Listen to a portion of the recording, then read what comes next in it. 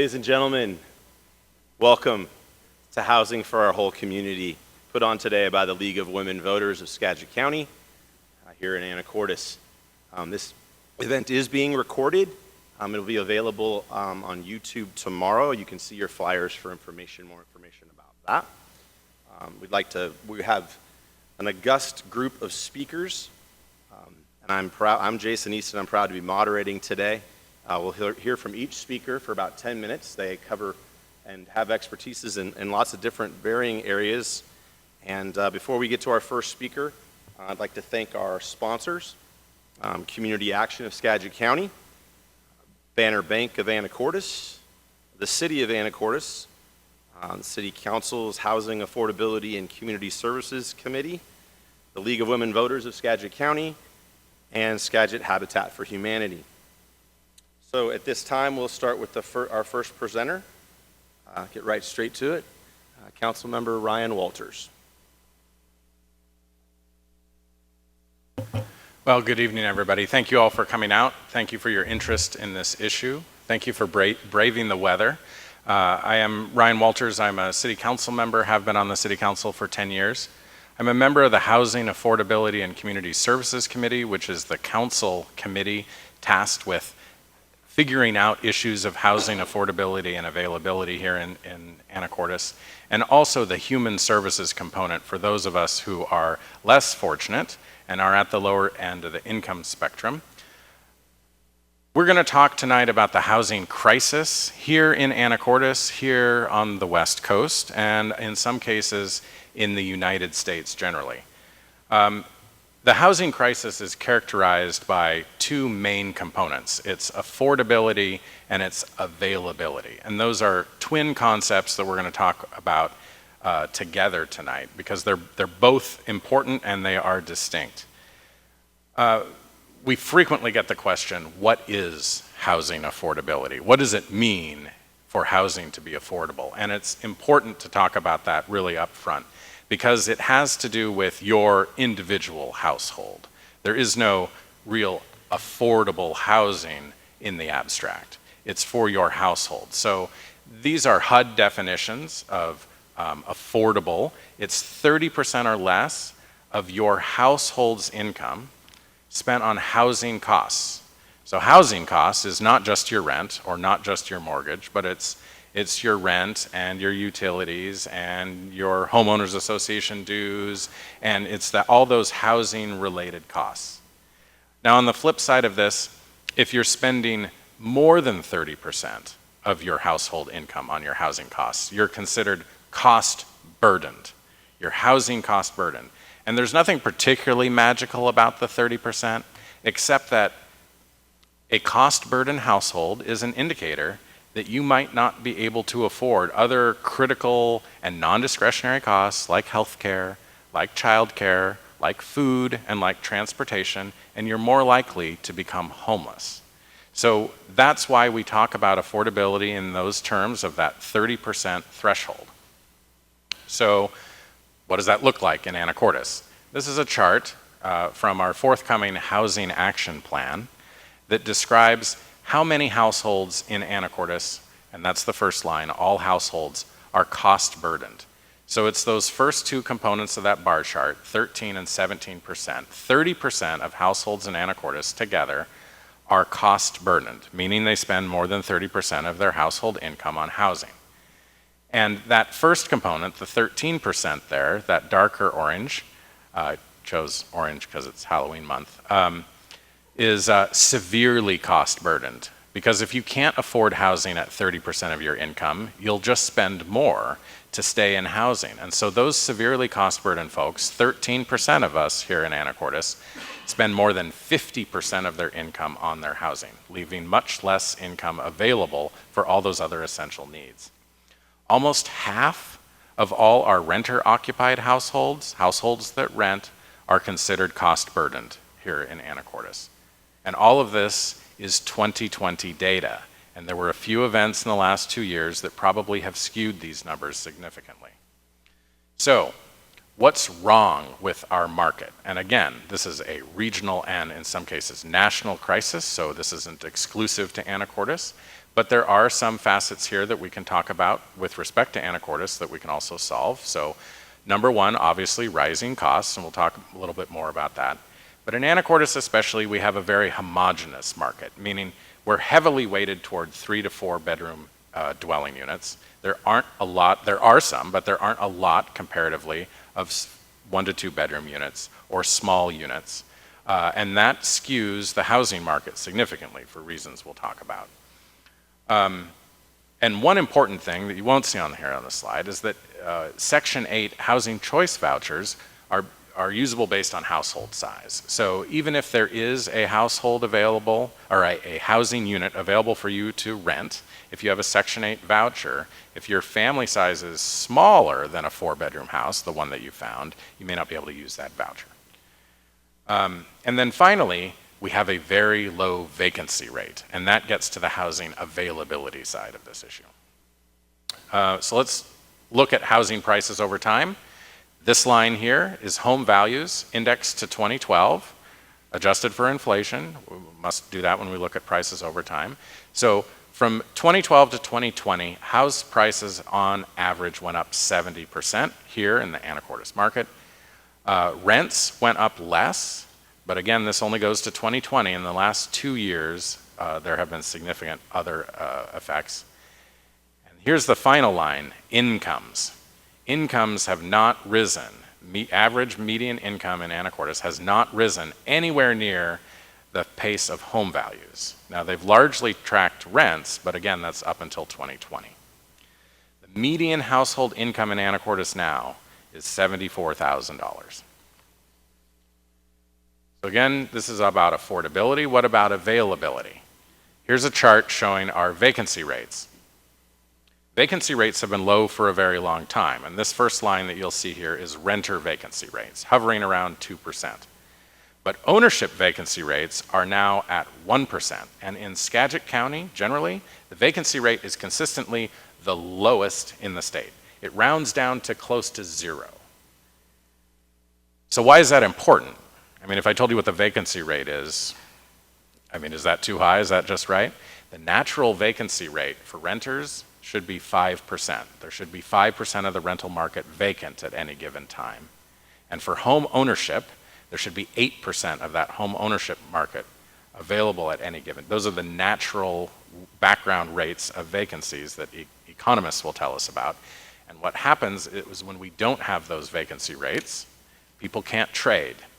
People can't sell their house, even if they want to downsize or upsize, because there isn't a lot on the market to go to. And so it impedes the trade that gets to those optimum places that people want to be given their stage of life, or how many kids they now have, or how many kids they don't. So vacancy rates are critically important, and they've persisted at a low number for quite some time. So just some Zillow data, it is what it is, but this is what Zillow reports as what's available to rent here in Anacortes. 12 2 bedrooms, 12 3 bedrooms, and almost nothing of anything else. And if you look at the distribution, most of that hovers around $2,400 a month, and there's 5 of those. So, you know, we have something like 8,000 households in Anacortes. The amount of stock available to rent is just very low. 7,500 households, I think, is the right number. So what's causing higher prices? Obviously inflation, but also increased construction costs, increased quality of construction. People want higher end finishes, so things increase over time that way. Increased demand, we'll talk about that in a second. Constraints on supply. We live on an island, so there's a limit to how far we can go, right? But also every city that plans under the Growth Management Act in the state of Washington has an urban growth boundary. Ours happens to coincide with the ocean, but others have a hard and fast urban growth boundary that is difficult to expand and requires a lot of work to demonstrate the need and get county approval and those kinds of things. So almost every city in the state that is facing these housing crisis problems is also running up against an urban growth boundary. Now here in Anacortes, we've made very conscious choices to not expand our urban growth boundary, to take in more of South Fidalgo. because in most cases it would be very expensive to extend and maintain services out that far, and because, frankly, we don't want to see the rural area developed. And in some cases, we have 3,000 acres of forest land that can't be developed, and we wouldn't want to if we could. So there are all of those constraints on us here in Anacortes, but they aren't dissimilar from what other cities face. And then finally, we are encountering some removal of housing stock from the market. And I really thank Alan to my right here for yielding an additional 5 minutes of time. So what is causing increased demand? First of all, migration, people coming here from, California, but elsewhere as well, right? Population growth, we're having kids, we're adding to the population all the time. They go away to school, then they come back, maybe. NAS would-be deployments. All of a sudden people show up here when there's an increased deployment and our market adapts eventually, but it's slower than it would be with a slower demand change.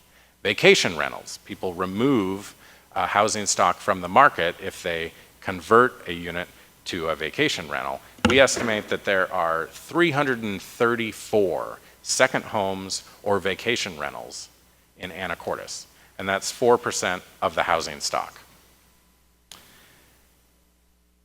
So what does our population growth look like over time? We added more than 10,000 people since 1970, but it's been an annual growth rate of 1.7%. Not incredible. The 1990s were the fastest growth. We've added less than 1,000 residents since 2010. And if you look at other Skagit cities, this is growth rates for each of the other 4 Skagit cities and the unincorporated area. Anacortes is that pale line at the bottom. People are not moving to Anacortes at a rate faster than other cities in Skagit County. So why does this matter to me? Well, first of all, most of the people that I talk to already have a home in Anacortes. Existing homeowners aren't seeing the cliff yet. But just take some of these costs. If you are looking to rent a 3-bedroom, the median price right now is $2,500 a month. And in order to not be cost burdened, to be spending 30% or less of your income, you need to be making $100,000 a year. If you want to buy that 3-bedroom, it's going to cost you at the 7.32% interest rate that I pulled up today as the average, $3,800 a month. You need to be making $160,000 a year to afford that. Now, if interest rates go back down, if they hit 4%, you still need to be making $108,000 a year for that 3-bedroom. And the median household income, remember, is $74,000. So globally, why does this matter? And all the rest of us are going to talk about this too. First of all, that market failure, where there's just not enough grease in the system, there's not enough vacancy to support the trades that need to happen. Economic development. There are some people in the audience representing economic development associations who I assume will tell you that housing is one of the biggest factors constraining economic development. And housing is a constraint because workers are a constraint. And essential workers, as it turns out that we learned during the pandemic, is not just nurses, it's not just baristas and restaurant workers, it's police officers. All of these people are essential to the functioning of our community. It's essential that people who work here are able to live here, that they're able to be part of our community, that they're able to have a sense of ownership in our community. And if that's not convincing enough, occasionally we will have a natural disaster. We live on an island. I want my hospital workers to live here and be able to go to the hospital. And if they can't, we're looking at increased traffic. If you can't afford to live in Anacortes, we can create as many jobs as you want, but a lot of those jobs are just not going to pay the $160,000 that you saw on that previous slide. And so you're going to be looking at increased traffic. We're seeing that now. If you don't have housing to support the population within our cities, not just Anacortes, but all of our cities in Western Washington, we will have increased pressure on resource lands, on development of our agricultural lands, on our development of our forest lands, mineral resource lands, rural lands. A lot of us don't want to see that. If that doesn't convince you, you're going to see higher property taxes.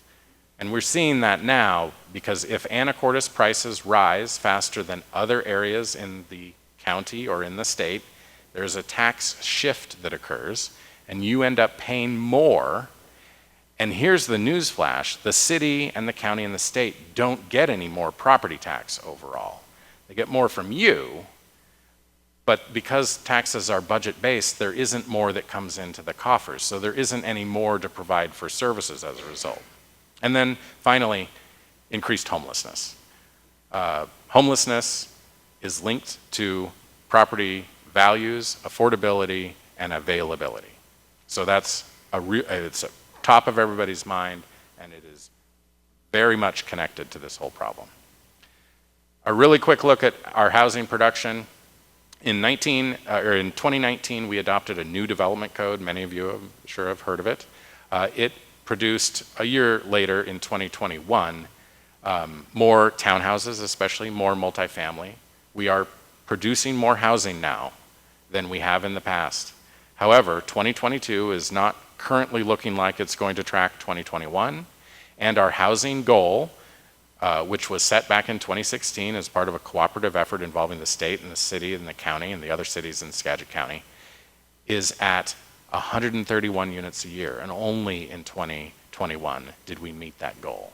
And there's quite a deficit to make up. The consequence of not affording that goal, or not meeting that goal, is that affordability drops. Missing middle housing is something you may hear about tonight. It's one possible solution to this problem, allowing for houses to be to add ADUs, to convert them into duplexes, allowing for new construction of duplexes. For sure, we have duplexes in Anacortes. We actually have duplexes allowed in almost every zone in Anacortes. There is nothing in Anacortes that is explicitly single-family zoning, I think, except one of our most rural zones.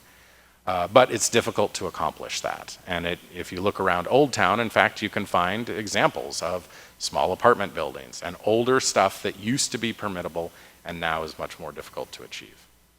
And then, very finally, for sure, income-limited development, subsidized either publicly or privately on some level, is a critical component. There's no other way to solve the very low end of the market of this problem with market rate housing quickly. So as you might recall, at the very beginning of 2020, in the before times, voters in Anacortes approved an affordable housing sales tax, and it is currently funding these three projects. The first is the Anacortes Housing Authority townhouses in the upper right-hand corner. It's 5 units. It's opening next month. The second item there is the Olson Building rehabilitation. The Olson Building is one of our heritage buildings in Anacortes on the Marine Supply block of Commercial Avenue, and the Housing Authority intends to rehabilitate it, keep the retail on the first floor, and residential above. That's also paid for by the sales tax. And then finally, the Anacortes Family Center project is under construction. You can go see it going up right now. 20 units, 4 stories. It uses one of our bonus height provisions. It has a first floor, or will have a first floor childcare space, and it's opening next year. So some of those projects are in progress. They use 100% of the affordable housing sales tax that was passed, and it's not enough, and we have more to do. So thank you all for being here. I'm going to quit talking now, and we'll turn it over to our next speaker. Thank you, Ryan.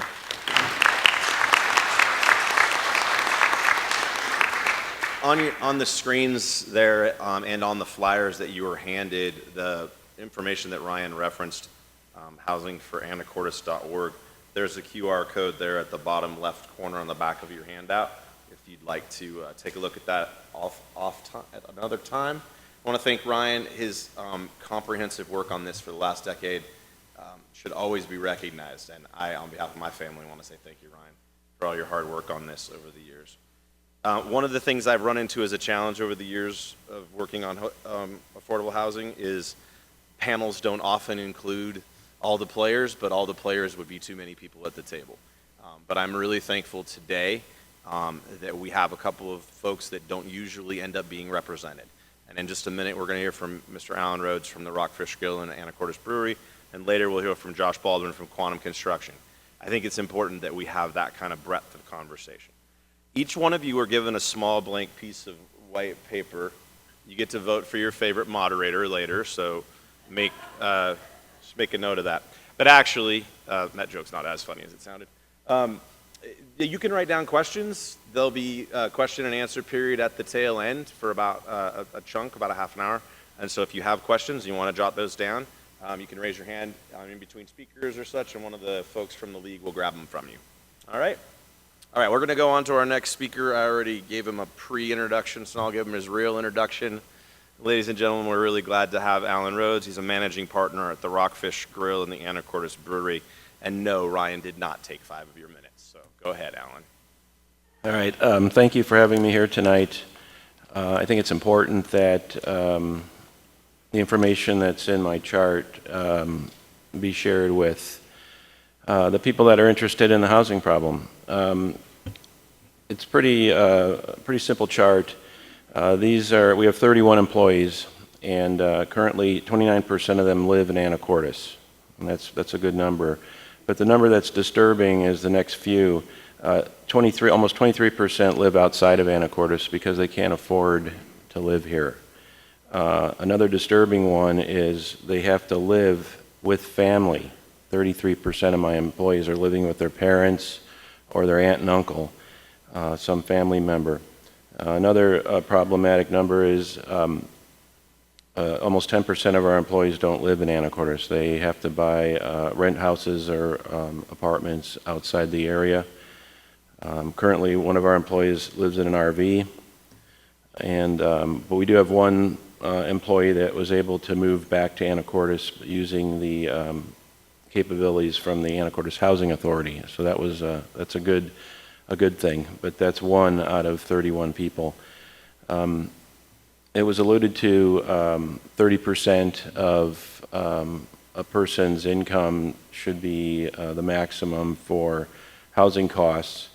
When a single bedroom apartment in Anacortes costs at least $1,500 a month, when you work that out, the service employees need to be making $30 an hour to make that number work.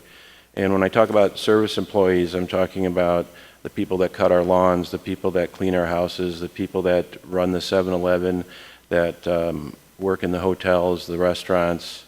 All these people are generally more closer to minimum wage, which, as we know, is not a living wage. Even at over $15 an hour coming up this year, that's woefully low for affordability in our town. So we rely on a lot of service employees to help us, have a great life, but they're not being compensated enough to live in town. So the employees that have to live out of town, Brian alluded to the traffic problem, but at $5 a gallon for gas, you can see how much money they have to spend just to get to work, and that's a drain on their hourly rate also.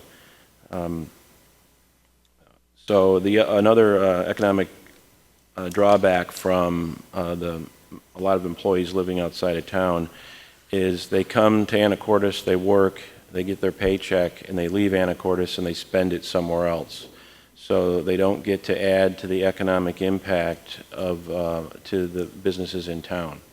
So when you hear other business owners in downtown Anacortes and uptown complain about low sales, it's because a lot of the people that come to town are only here to work, and they go and leave and spend their money elsewhere. This is a big impact on us because we can't find enough employees to work. We've lost employees to other restaurants and breweries in the county because that's where they can live, in Mount Vernon, Cedro-Woolley, and places outside the county like that. So I think these numbers are telling. I think it really it makes it hard for small businesses that are in the service sector. Alan, we appreciate your point of view. Dustin Johnson, the Executive Director of the Anacortes Family Center, is now going to share with us his thoughts. Sure. So it's so great to see some friendly faces in the audience tonight, and thank you for coming. I want to comment on a few things that Ryan brought up, but first I want to talk about the Family Center a little bit. So the Family Center is a continuum of care model, and what that means is that we focus on generally the folks that Ryan was talking about that are the most vulnerable in our community. Folks that are in homelessness, have transitioned immediately out of homelessness, or are now in affordable housing. And our goal in the Family Center is to provide resource coordination as well as housing to make that continuum possible. So we started as a 9-unit apartment shelter on 27th Street in 2009. We added 9 units of transitional housing. So that first building I talked about is 60 to 90 days.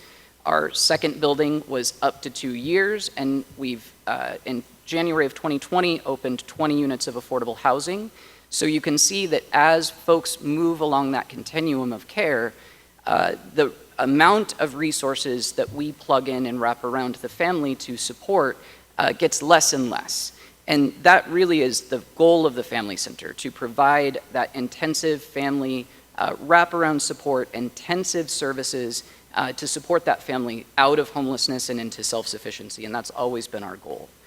The Family Center is a really great model primarily because it is a nonprofit housing solution.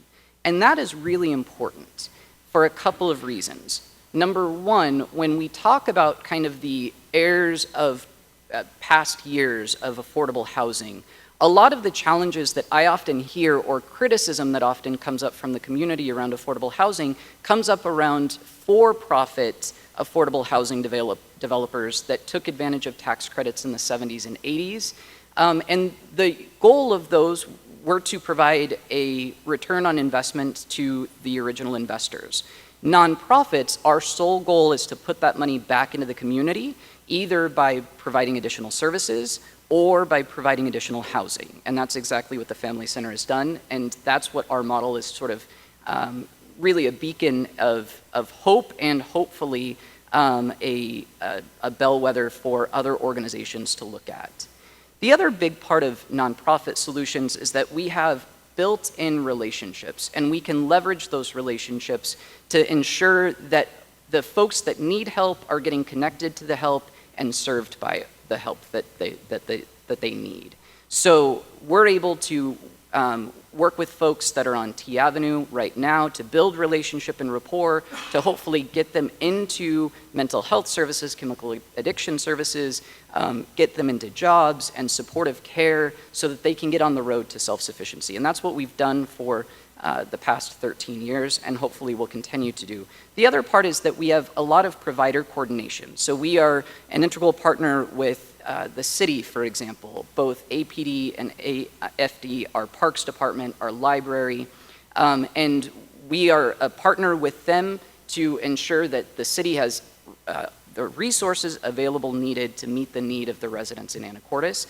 That need is always being surpassed by the available resources, but we do the best we can to keep up, and the city, largely through the Affordable Housing and Community Services Committee, has done a great job of really meeting and answering that need. But we also have great nonprofit partners. So you'll hear from Tina in a minute.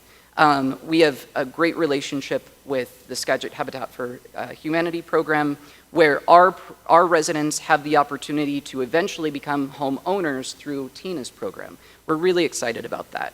We have great partnerships with Community Action and also with for-profits like Josh, who you'll hear from Quantum. He's developed most of the housing that the Anacortes Family Center has developed in our existence. I am an incurable optimist, so I think that there are some solutions to this problem. And I want to answer a couple of the things that Ryan mentioned in his presentation. So one of the things he identified as the barriers were small units. One thing that I think is important to note is the Family Center, both our first building, our 20 units of affordable housing, and the 21 units that we'll add in March, are all Studio 1 and 2 bedroom units. And that was one of the kind of charges that Ryan put forth in his presentation about needing small units and for workforce housing as well. And also fixed affordability, that there's some predictability in the system. So I moved to Anacortes, like 10 years ago. When I first moved here, a 2-bedroom apartment, I could have rented that for $800 a month. You heard that we're now north of $1,500 in for-market developments. That's a big issue. So the Family Center, the Housing Authority, can provide some absolute predictability in making sure that housing costs are fixed, and that people can kind of predict how much housing is going to cost year over year. The other part is just available units. So over the last 2 years, and you'll note that Ryan mentioned that the last 2 years, data is not available. The two big things that we've seen are two big barriers. One, just plain affordable and available units. And the second is that for-profit rent owners, so people that are renting on the for-profit side, don't want to take a chance on folks that might have not stellar credit history or not an established rental history, all things like that. So the Family Center has tried to address that in two different ways. Number one, we're just trying to add a number of units to the market. We're trying to bring units to bear to help address the affordability and just the quantity of housing available. The second is that we were able to partner with Skagit County to provide rental assistance. So for our residents and for people that we are working with, not necessarily in one of our shelters or transitional programs, we're able to provide first, last, and deposit. What that's able to do is we're telling landlords, hey, this is a surefire good bet. One, all of our residents graduate from our program with something called a rent-ready certificate. It's a 5-week program to teach landlord-tenant law. And two, we're going to ensure that you at least have first, last, and deposit paid for up front, ready to go. So these are good bets. Take a chance on our residents, take a chance on the people that are coming from our program. The other part is essential workers. So when the affordable housing sales tax passed, and thank you to this community for doing so, one of the things we heard is if, God forbid, there was a natural disaster and one or both bridges collapsed or went out of order, we would have people in either our emergency room or in our long-term care centers that would go injured and untreated because most of our hospital workers, especially frontline staff, come off island to support folks in the ER. So one of the things that we did to address that is in our new landing project, 5 of the 21 units are reserved for income-eligible essential hospital personnel. So the idea is that we're partnering with Island Hospital so that if that natural disaster or horrible event were to occur, at least 5 folks that were essential frontline personnel could literally walk across the street. Our landing project is on 26th, directly across from the emergency room entrance. They can be dispatched, walk across the street, and begin supporting patients in the ER basically in real time. So there's some good things that we're trying to address. What are some things that folks in the audience that are watching tonight can do? There's a few things. So number one, support nonprofit programs and support programs that are helpful to nonprofits. So I think that hopefully I've established a good case for support of why nonprofit housing solutions are good housing solutions. Support those programs.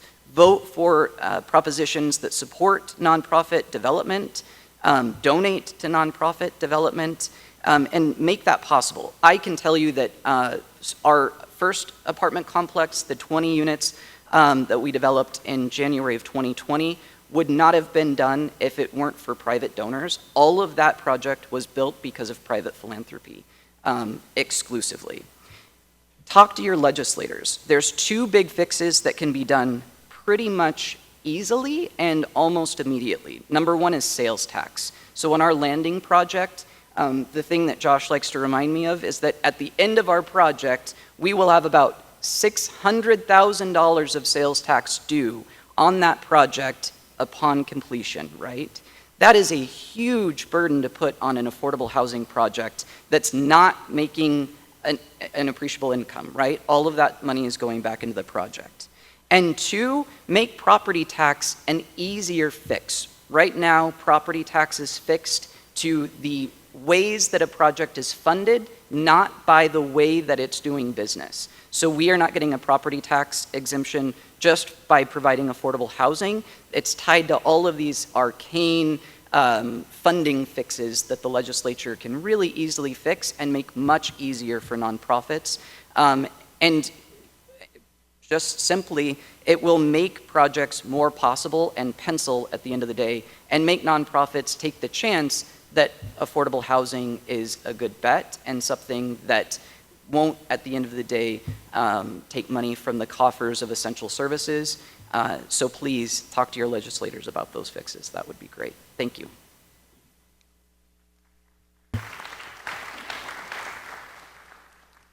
Thank you, Dustin. You leave me with hope, but you always leave me with a to-do list too. So $600,000 of sales tax, that's unacceptable. I'm gonna make phone calls on that. I will.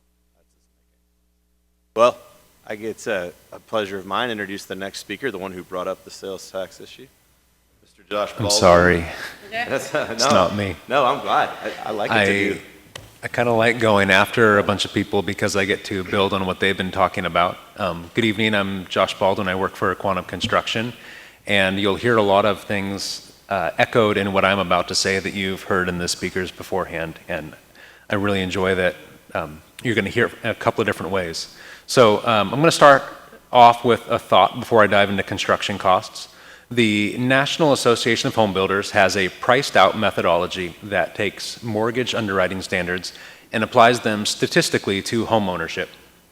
In Washington, statewide, the average cost of a new home is $565,000, so the average income needed to qualify is $130,000. There are 3 million total households. 75% of families would not be able to afford a median priced home if they just entered the housing market right now. And that's 2.3 million households. And this is important. For every $1,000 increase in the final cost of a house, 2,182 families could no longer afford home ownership. $1,000. So keep in mind, these are nationwide statistics applied to census type data and don't consider things like equity built over time. So there's absolutely room for error. But take this as the raised bar for people now entering the housing market, and you'll see the stark reality of how prices affect home ownership. It's easy to see that a $5 million house on the water is not affordable. It's quite different to realize that $1,000 or $2,000 can make a measurable impact in home ownership, and that's a dollar amount that we can start to have an immediate impact on. So just keep that in mind as we're talking about the next couple of things. All right, what impacts construction costs? In really rough numbers, you can figure that half the cost of building a project is labor and half is materials. Cost of labor. There's already not enough skilled labor in construction, and it's not a problem that we're going to solve in a year or two, just due to the experience that you need in a worker. So labor costs are simply going to be high due to a shortage of skilled craftsmen. This is also a self-feedback loop. The cost of housing, which is 30 to 50% of a household expense, impacts wage rates, which then again impacts the cost of housing. Cost of materials. So the other half of your base building cost is materials. Most of the materials used in construction are a commodity. We have lumber in your home. Lumber isn't as crazy as it was a year ago, but it's still not cheap. We have lots of copper. I'm sure you've heard about somebody going into construction projects and ripping all the wiring out. It's because copper is relatively valuable.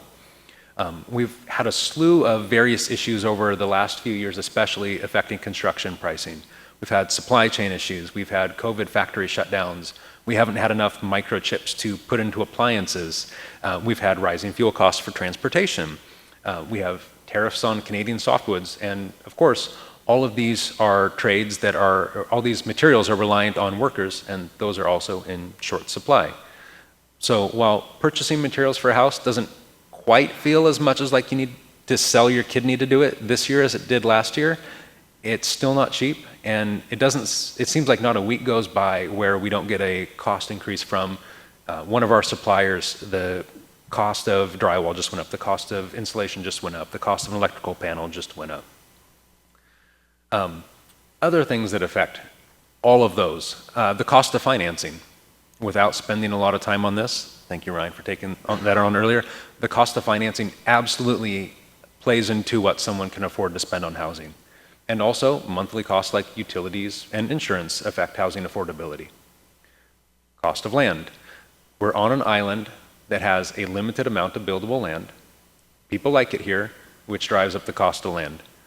Also, not all land is equally buildable. Factors such as slopes, poor soils, hard rock, lack of utilities in the area, distance from roads and fire stations and public amenities all affect the cost of both building and then owning and living in that home. Density is one of the biggest ways we can address this specifically. More households on a smaller geographic footprint near critical social infrastructure is the easiest and least expensive way to help out with affordable housing. Cost of regulations. Regulations are both good and bad. We have regulations generally for good reasons. We want houses to be safer in extreme weather events, so we increase structural requirements. We want apartments to be safer in fires, so we add fire barriers and fire sprinklers. We want to preserve the natural beauty of where we live, so we have environmental regulations. Energy efficiency is awesome and it's needed. We want our community to be great, so we have laws that protect setbacks, set architectural standards, limit heights, require landscaping, and all manners of other building code and zoning requirements. These are all good things, right? Nodded heads, please. But, I mean, nobody is going to argue that protecting people in a fire or an earthquake is a bad thing. At the same time, all of these things do have costs. Property line setbacks, landscaping requirements, stormwater regulations, things like this, they all decrease the amount of housing that can fit on a given parcel of land, which is defined by the ocean in our case. And we have a limited supply of that land, and that increases the cost of our housing. Structural codes and safety regulations, which also typically grow every 3 years as building codes are updated, also drive increased costs.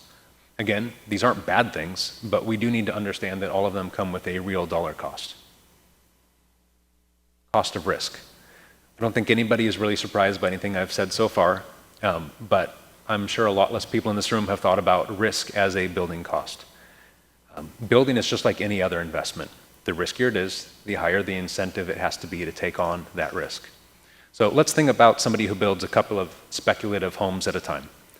They need a sizable amount of startup capital to buy land, pay for a design team, pay for permitting, and often pay for utilities before any work ever happens on site. Then they have to finance the project to purchase materials and to hire skilled trades to build the project, all the while braving uncertainties of supply chains, commodity pricing, subcontractor availability, weather, and more. Then, 12 to 18 months after they had to buy that land, they now need to sell those houses for a profit large enough to pay themselves so they can afford their housing, and also have enough capital remaining to build their next project and ride the uncertainty that the next 12 to 18 months will bring. I think that these people might be a little bit worried about potential recessions and falling real estate prices, and we pay them for that risk that they are taking on in higher home prices. So risk is absolutely a cost in construction, and a risk-free project can be built at a lower cost than a project with inherent and substantial risk. All right, what can we do? For this room and for this discussion, let's set aside the cost of materials, which generally are coming from outside of our immediate location here, and labor, which is a very long-term issue. They're absolutely issues, but not ones that we can walk out the door and address in a month. Let's also set aside federal interest rates and how it affects financing. And let's talk about things that we as a city and we as a concerned group of individuals can make a meaningful impact on in the short term. I have a couple of ideas, and I'm hoping you guys have a lot more. First, we can look at regulations, specifically things like zoning and municipal codes. We can look at what we as a community are willing to trade for affordable housing. Are we willing to trade taller buildings in more places to increase density? Or more connected townhomes in areas that were historically separate homes? We can look at ways to meet regulatory needs on a community level. Just like we pay for emergency services, maybe we can build more community resources that take care of a row of townhomes or a neighborhood or even a city block. Maybe it's a pocket park that provides parking and bioretention for stormwater and landscaping and open space requirements for the entire block. That would require community investment, and it would require changes in regulations. Langley down on Whidbey Island is actually experimenting with some small communities where they're doing things like this. I was just reading about that on NPR before I came in. Third, we can talk to developers, and that's people who buy land to build housing to find out what would lower their risks and allow them to build housing more affordably.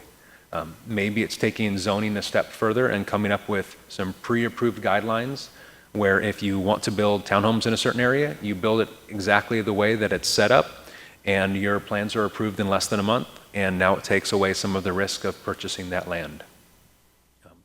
There are a lot of other really good ideas that people are doing right now. Land trusts, nonprofits, like you see up here, Habitat and AFC, public housing entities and funding, and community buy-ins like that 0.1% initiative. I bet if you talk to everybody in the city and planning department, every builder, every banker, every community leader, you'd come up with a lot more ways to save $1,000 on a project. 1,000 here, 1,000 there, and pretty soon we're talking real money, right? But keep in mind, every single $1,000 increment makes housing affordable for a family. That's all I got. Thank you, Josh.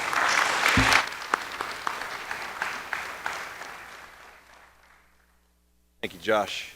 I just want to remind you, if you want to ask a question, you fill out one of these cards, raise your hands, and the nice folks will come and get them for you from me.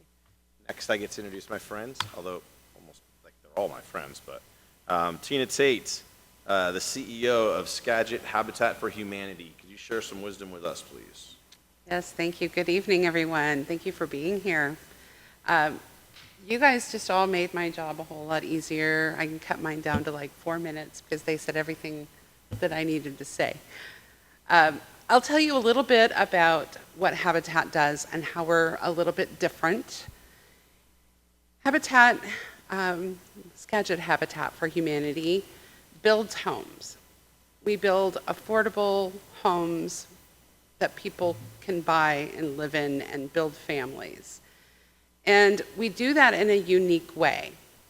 We don't just build a home, we take a home buyer, a potential home buyer, and we educate them. We educate them on finances, on mortgages, on being a homeowner.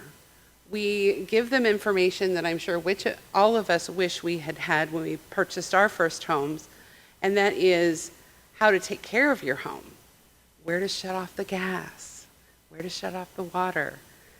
All of this information is instilled into a new home buyer, and we're able to serve people who are between 30 and 60% of the area median income, which we just heard in Anacortes is $74,000. So if you think of someone who's making 30 to 60% of that, it's a pretty low wage. And we're able to make it so they can purchase, not just rent, but purchase a home that they can not be cost burdened in, that they can afford to live and build equity. That's one of the most important pieces, is they are able to build that equity to build some generational wealth for their family. And they have to put in a certain amount of sweat equity. So they're invested in their home because they're actually building their homes. They're working side by side with our volunteers and our construction staff and helping to build their own home, which helps them learn how to fix things if they need to also. Along with everything that has been said here, and how this continuum of care can work with nonprofits, working with organizations like the Anacortes Family Center, the housing authorities, and other people who help individuals rent at an affordable rate, we can help them eventually become homeowners through that continuum and not just be self-sufficient, but thrive, and thrive for their families. This is all really important to build that home stock that there's such a lack of. There's so little of the homes available, and we can provide that. We're looking to build more homes. We're currently building 1 to 2 homes a year. And within 5 years, we are hoping that we will be building at least 15 homes a year. And how are we going to do that? Well, we heard about multifamily townhomes, and that's a direction that we need to look because land is so hard to get. So to make building less expensive, because as we heard from Josh, it's very expensive to build. As a nonprofit, that's difficult to manage. But if we can build townhomes or cottage homes or condos, then we can leverage the builds, make them a little less expensive to build, maximize the use of the land that there's so little of in Skagit County, and be able to provide more homes at an affordable level for people who are making a very low income. I used to work in homeless services, and I heard today homelessness is a housing issue. And it's one of the reasons why I decided to take this position at Skagit Habitat for Humanity and work in affordable home ownership rather than just homeless services, because I believe that the root causes of homelessness also need to be addressed. And this is one way to address those root causes and providing that affordable housing. My asks will be the same as Dustin's and everyone's here, I'm sure, that supporting nonprofits that provide affordable housing is so important because costs are rising, land costs are rising, it's hard to get land and building materials and all of those things. And grants and government funding only goes so far. We need the support of the communities to make this a strong place to live. Community Action is doing affordable housing. All of these organizations that are making housing affordable for people who work at the Anacortes Brewery, who do the lawn, who work at the restaurants and the baristas, and all of the people who are part of our community every single day, to be able to provide them with home ownership or affordable housing in some way builds our community strength. Without this, our communities crumble, and we're too great a community to let that happen. So I think that's pretty much all I have to say. Everybody else said everything else for me. Thank you. Thank you, Tina.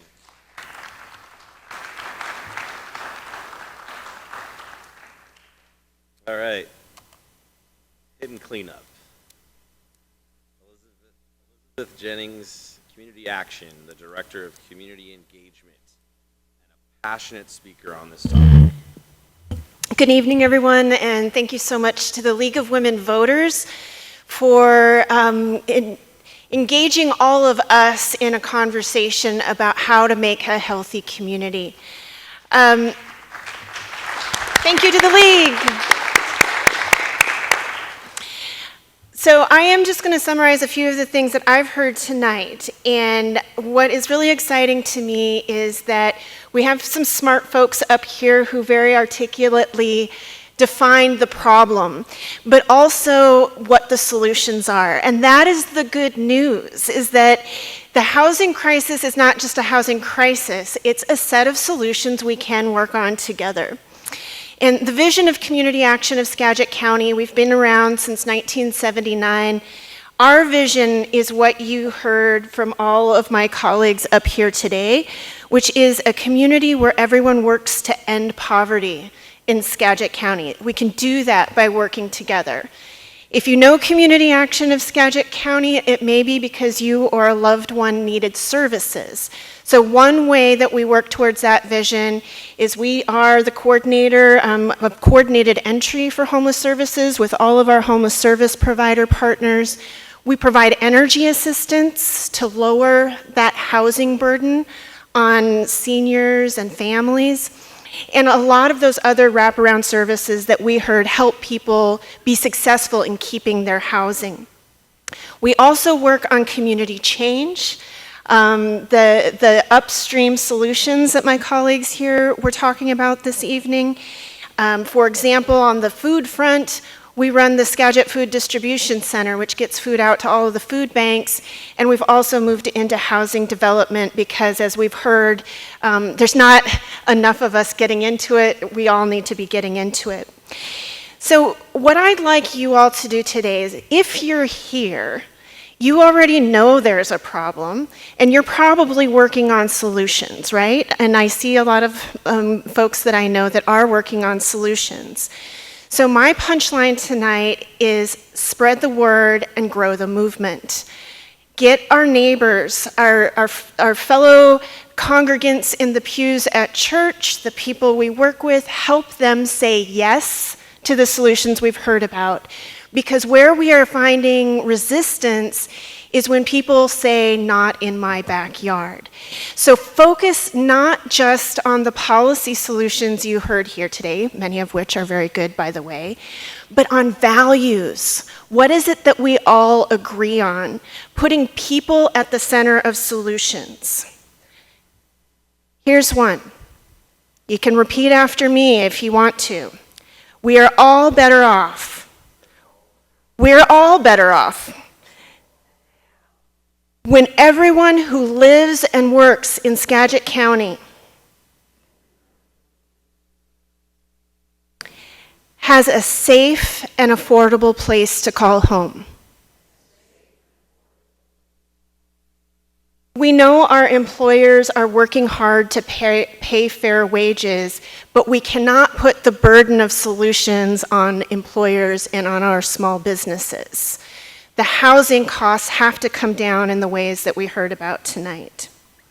We at Community Action also believe seniors should be able to downsize in the same community where they owned a home and still afford to buy medicine and groceries. From first responders to teachers to janitors, everyone who works here should be able to live here. These are values that Community Action shares. We heard everyone up here shares, and we're asking you to get more people to say yes to solutions like density, to these solutions that we have control over locally, and then to pressure our state to help us by giving us more regulatory solutions. So, luckily, we heard about a lot of good solutions here, but when we talk about the housing crisis with our friends and neighbors, we have to start with the solutions. And you know what I've got here, because I'm a big nerd, is the Skagit County Housing Inventory and Transportation Analysis Report that the Skagit Council of Governments published way back in the before times, in 2017. And you know what's great about this report? They even have it all summarized on one chart. Here's the solutions. We don't have to make them up. Everything they talked about here today is in the report. What can our municipalities do around regulations? What are the financing solutions we need? And it all comes down to neighbors saying yes to more apartments, more home ownership opportunities that our neighbors can afford, which does mean density. One of the things I'd like to do is to also encourage all of us to be creative, because there are some really interesting things available out there. One of the suggestions in this report is to enhance development potential of current sites owned by nonprofits and faith-based entities, and municipalities and other governments and school districts. We're talking with everyone we can about what underutilized property does your organization have. Churches, some of them don't have a lot of money, but most of them have land and buildings. School districts have underutilized space. How can they work with our local governments to think about rezoning, making those parcels available, making them more affordable so nonprofit developers like Habitat for Humanity can do it for homeownership, the Anacortes Family Center can do it for apartments, Community Action also working on apartments. We are about to open 34 units of small studio, mostly studio, and a couple of one-bedroom and two-bedroom units in Burlington on the second floor of a commercial building that was underutilized, right across the street from the mall. It's already zoned mixed use. So we were able to quickly turn it around with that building owner in about a year, which is kind of unheard of for a more affordable housing development. And they are those smaller units that workers need, and not just workers. Because again, we need apartments if we're going to increase homeownership. Because, according to the Windermere State Economist, all of y'all in Skagit County don't like pulling permits. Well, what impact does that have on homeownership? He was talking to a room full of realtors who want to sell houses, homes. Well, we also have the longest home tenure rate. That was a new one for me. Meaning that folks who own homes in Skagit County own them longer than in most other counties in Washington state because there's not enough apartments. Those seniors can't downsize and open up that home for a family to move up into. So we need to increase that diversity of home types in order for everyone who already lives and works here or is retired here to have a safe and affordable place to call home. So that's my takeaway tonight, is do everything that my colleagues here said and get your neighbors to say yes to apartments in their neighborhoods.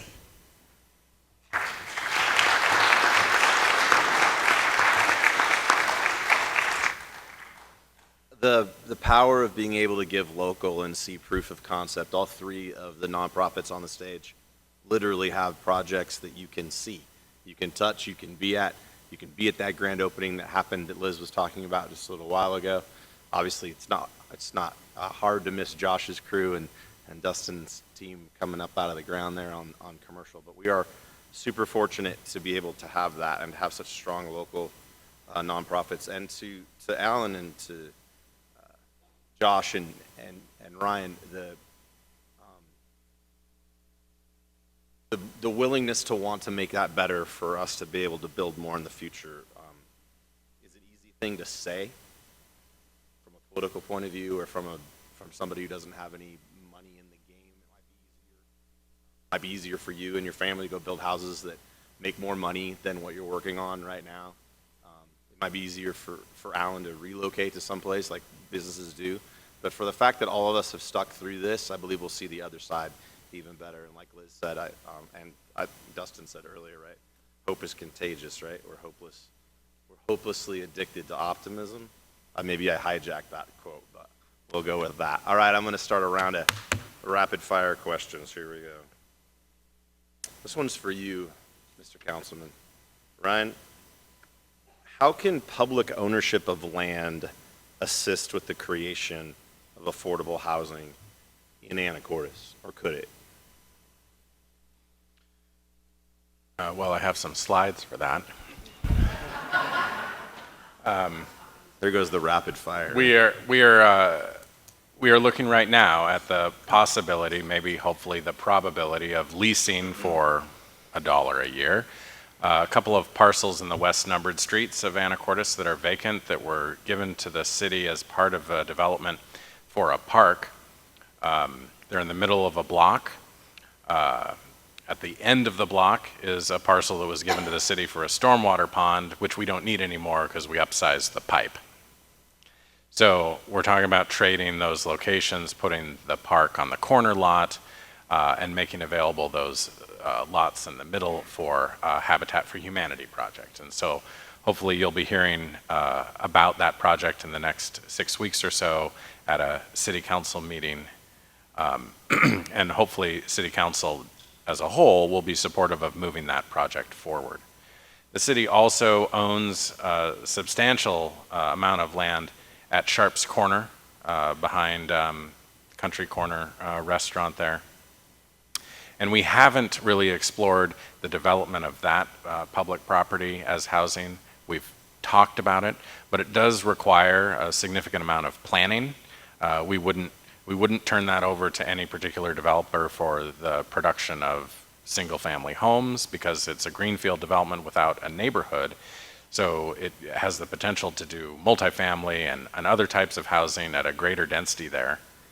But there's also a natural gas line adjacent to it, a substantial transmission line. There's issues of transportation. There's no walkability to services. So there are other constraints. And we haven't at any point budgeted money to do the planning level effort that is necessary to pursue that.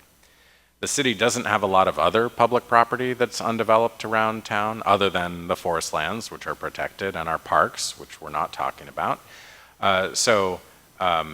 We do encourage other partners, though, the port and other entities that are major property owners to participate. And the port, in fact, gave the Olson building, which you saw on a previous slide, to the Housing Authority for redevelopment because they had acquired that in a property transaction.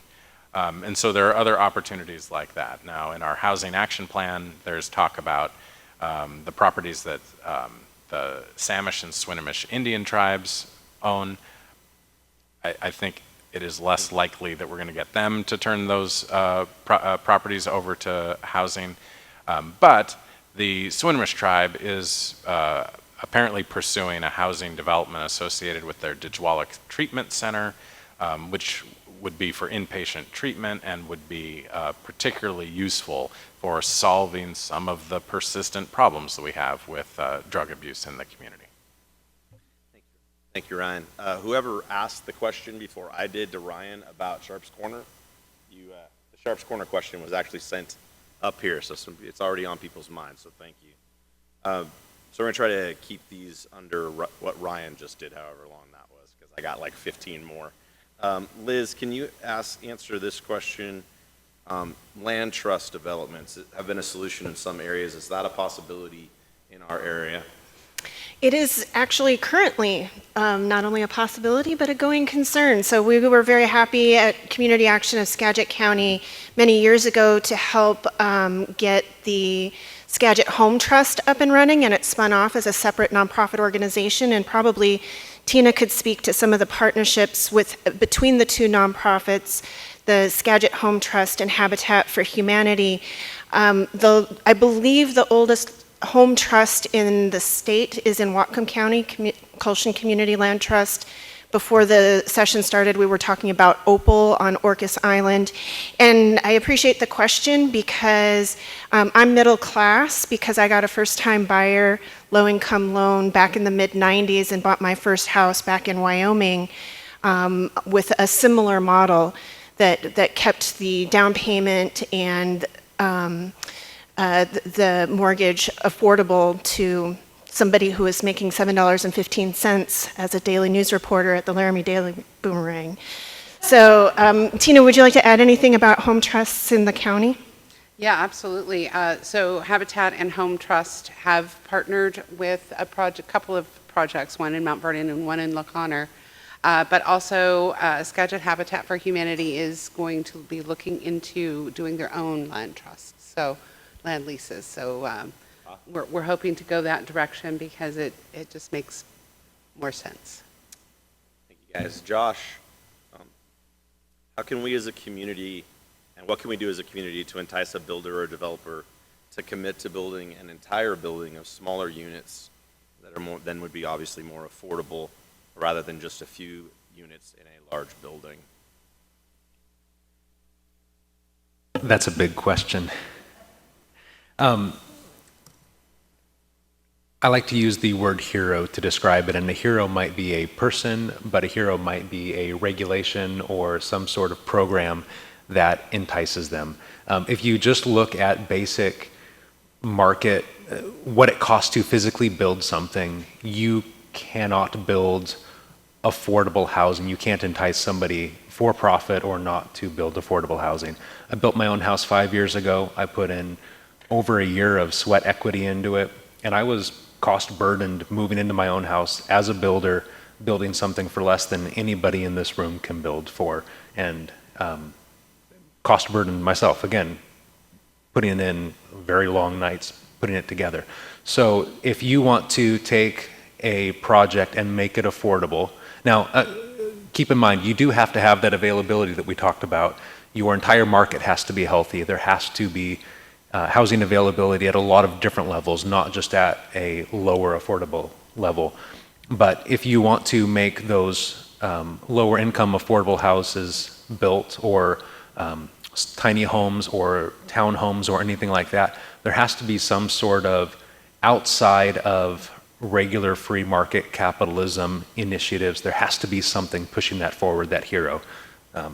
Family Center, Habitat, Community Action, a land trust, 0.1%. These are all what I would consider those heroes that are pushing something forward. Sometimes it's just a very generous person who wants to build affordable housing. But there's got to be something driving it other than just market conditions. Zoning is one thing that we have control over. If you can look at taller buildings, that can be your hero. If you look at more density, if you look at lower impact fees, those are all different ways that we can entice people to build something that helps out with our housing affordability and our market availability. Can I add one more quick thing to that? Of course. So one of the suggestions, one of the policy recommendations from the Skagit Council of Governments is to provide pre-development and gap funding assistance for affordable housing. And what that basically means is that capital up front. And there are many municipalities that are using their tax leverage to be able to provide some of the pre-development work, the scoping, the feasibility studies, utilities, those types of things. And I also want to mention what Dustin said earlier, that this is where community generosity comes into play. Donors, foundations, and those who might be interested in social investments of getting a smaller return on their investment, but providing some of that capital up front so that the nonprofits can get the project going in the first place. Thank you, Liz and Josh. Dustin, military subsidized housing has come up as one of the questions, like how, but it's not the subsidized housing in the sense of let's build some. It's more, how do renters, which compete with that subsidized housing voucher that those folks in the military are getting for rentals? And what do you think, how does that work together with, because they're getting an allowance for rent, and it's higher than some of what our folks who are trying to compete for low-end housing. Is there something there? Because this question is curious about what that might be, what we might be able to do to counteract that. So, one, I'm married to the military, so full disclosure. But I think one of the important things to consider is where the military. I think there are two kind of things to consider when you're looking at military housing. Number one is that, by and large, the folks that are coming up from Whidbey are generally homeowners. They tend to be officers. And people in base housing tend to be enlisted. That's a generalization, but by and large holds true for Anacortes. And two, there's a contribution because of turnover, right? So one of the things that Liz mentioned is that there's an issue of turnover in housing, and that's one of our gaps in Skagit County. And I think the military contributes to that just by the function of having to move so often. I would argue the same thing is true for our refineries locally. And they equally, I think, contribute to some of the housing challenges in that people generally make very, very high wages, considered when we're talking about median wage, but they also turn over fairly frequently. So I think both of those components in some ways add to our housing challenges, but also to our housing solutions. And I think one of the other ways to look at the solution is what I talked about in terms of predictability of rental amounts. And if we can support nonprofits or housing authorities in making units set at HUD's median income and fixed rent levels, then I think we are getting much closer to having, one, we're basically pricing out the military or someone that's working at the refineries, but two, creating a predictability in the amount of rent that that person is going to pay. And so I think that's probably the biggest solution that I can Thank you. attest to. Yeah. So this one is for Tina and Ryan. A lot of these questions have a similar theme. How does once affordable housing stay affordable? So from a habitat point of view, it's if I'm end up in a habitat house, does that house stay affordable? And is there a mechanism, the reason I'm asking Ryan, is there a mechanism in which it can be done where things are limited? It'd be like, I guess, land trusts, as an example. Would a land trust be allowed in the city? Is that something where they could hold the cost of what, or the amount someone could make from their home? So how does affordable housing stay affordable from both a legislative point of view, if that's, I mean, and it may not be an issue, and from an actual doing it point of view? So I'll go ahead and start with this. Currently, the way Habitat does it is there's a 20-year affordability clause in their deeds. So if they sell before 20 years, we have the first right of refusal, and it's compounded. I don't know the exact calculations off the top of my head. I have our treasurer here. She could probably tell me a little better. 1.5% compounded annually. Thank you. And that would be the amount we would purchase back the home and then resell it to a new home buyer under the affordable calculations that we use. If we go to a land trust model, then that would make that home affordable for a longer period of time. I don't know if you want to add anything to that. Again, the Habitat project hasn't gone to the full city council yet, but speaking on behalf of the Housing Affordability and Community Services Committee, we're interested in long-term affordability, permanent affordability out of that project. Land trust is a private mechanism. There's nothing prohibiting a land trust in the city of Anacortes, and it could, so certainly could occur here. The City of Anacortes development regulations, our zoning code, also provides bonuses in terms of height or density for low income, monitored low income multifamily dwellings, and provides impact fee and connection fee reductions for monitored low income multifamily dwellings. And so we have had one building, I'll let you guess who has taken advantage of this, qualify for that so far because of the monitoring requirement that is associated with it. It's a somewhat onerous requirement, and you have to basically already be wanting to rent your units for less than market rate, which is not a profit maximizing strategy.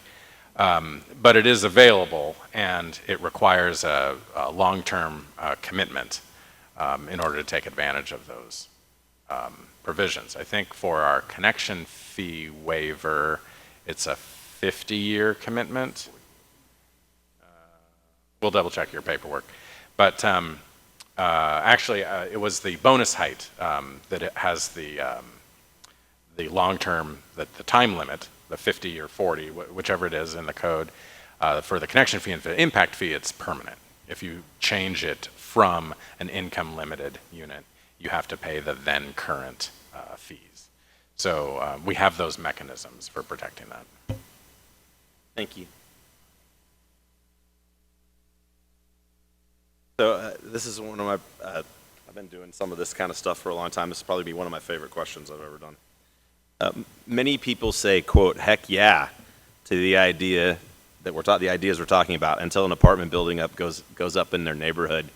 Does anybody have any communication strategies? You know, I haven't called on Alan yet. You know, Alan, you're in a neighborhood where if something changed, it could affect your business. As a business, we all live in homes in places where we kind of get used to what's in front of us. Do you have any thoughts about, because I know both you and Rick have watched a lot of these conversations about density over the years, and there were decisions that were made in this room about density that when they actually started going up into the air, caused people to write this question. So We're going to take, everyone gets a shot at this one, but you got less than 30 seconds. We'll start with Alan and we'll finish with Liz.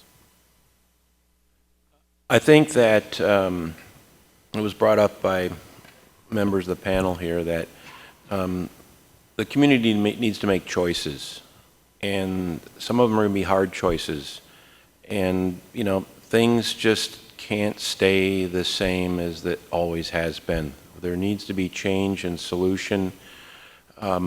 If we bury our head in the sand, it'll never get better.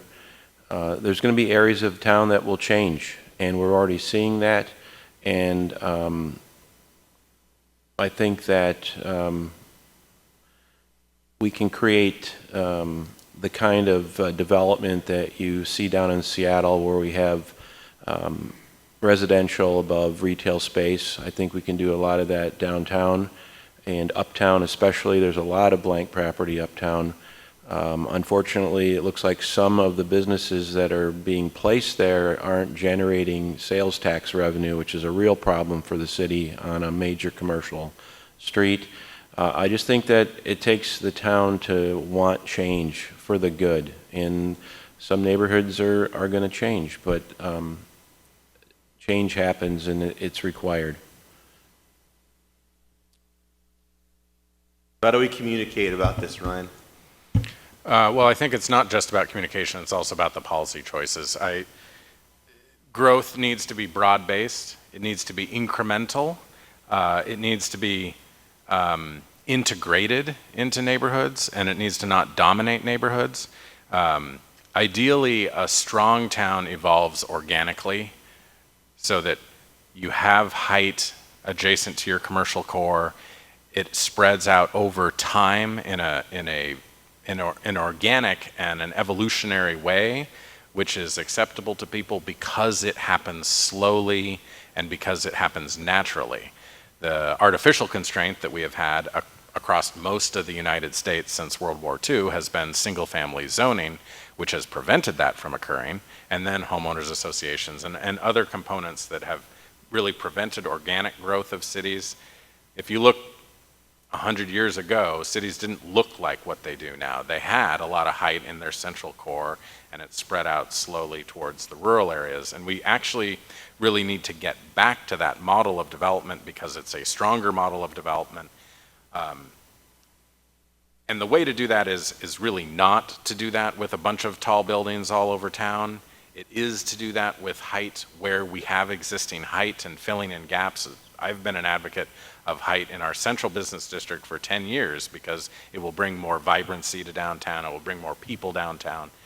And I authored this moratorium that the Planning Commission is going to be talking about Wednesday night on tall buildings in our R4 zone. Because our code allowed for such tall buildings all the way up to M Avenue, and that's too far, it's too shocking, it's not incremental, it doesn't conform to those principles articulated earlier.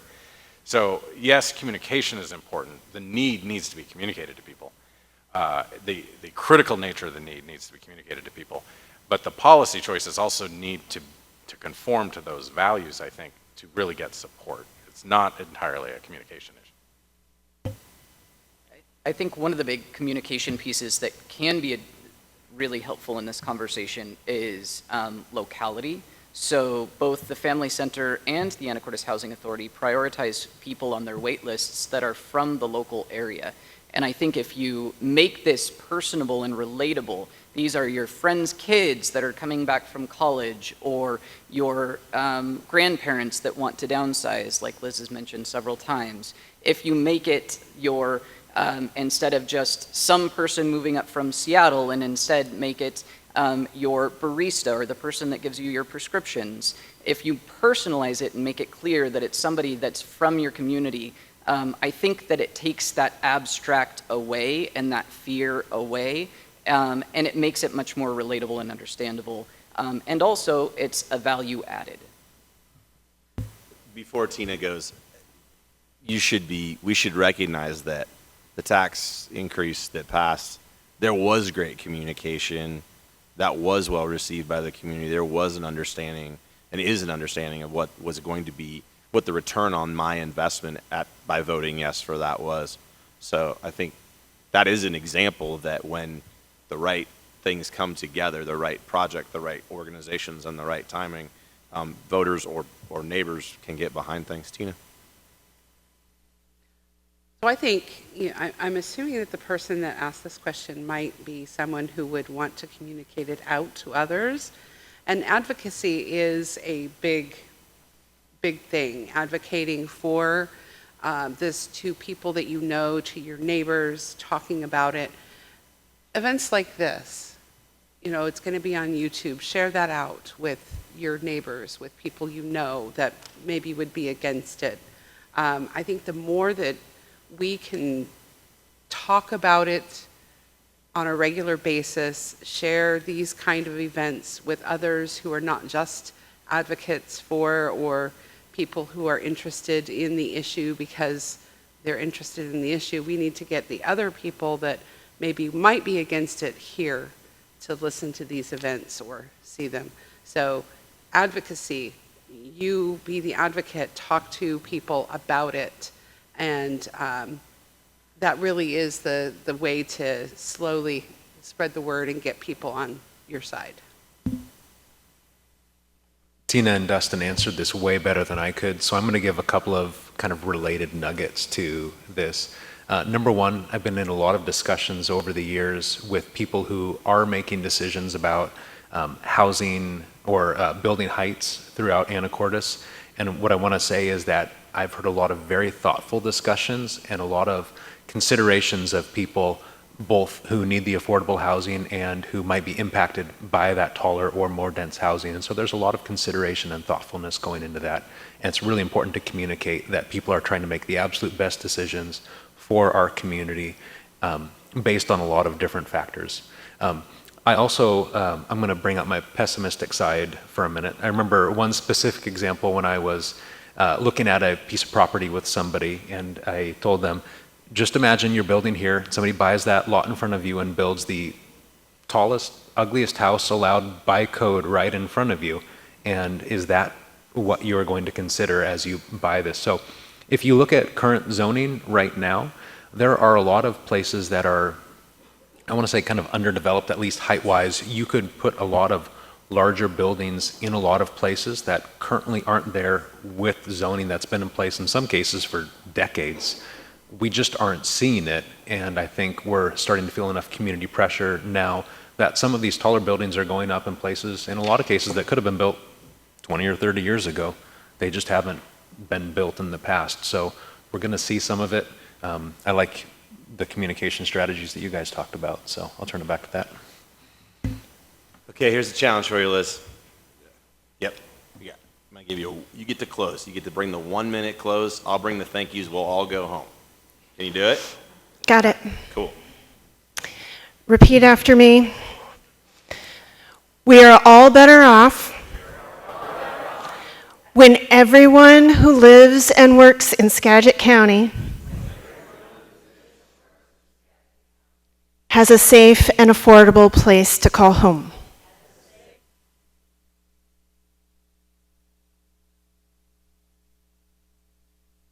Ladies and gentlemen, could you please thank our panel?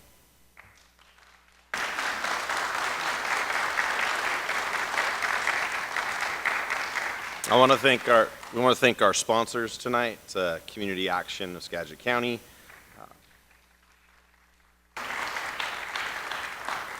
Banner Bank of Anacortes, the City of Anacortes, and the City Council Committee on Housing Affordability and Community Service Committee. That's why everyone uses the acronym, right?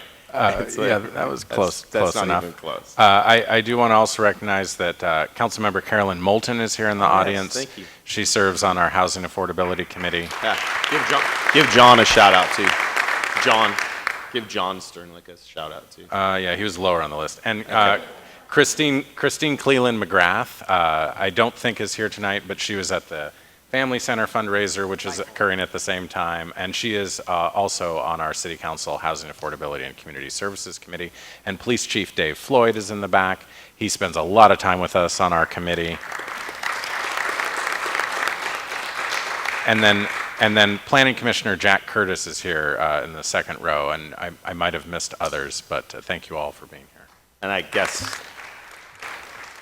I already gave John a shout out then, I guess, technically.